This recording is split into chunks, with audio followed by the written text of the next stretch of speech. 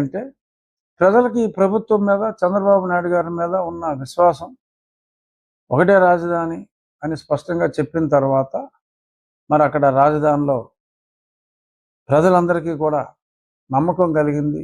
రాష్ట్రంలోని ప్రజలందరికీ కూడా నమ్మకం కలిగింది. దీని ఇంపాక్ట్ పక్కన ఉన్న తెలంగాణలో రియల్ ఎస్టేట్ స్తబ్దతకు వచ్చింది. ఇక్కడ రేట్లు ఆంధ్రాలో పెరుగుతున్నాయి. ఇప్పుడు మూమెంట్ వచ్చింది. అమరావతిలో అయితే 2.5 times పెరిగింది. తెలంగాణలో అయితే నాకు తెలిసి ఒక 10 నుంచి 15% ప్రైసెస్ తగ్గినాయి.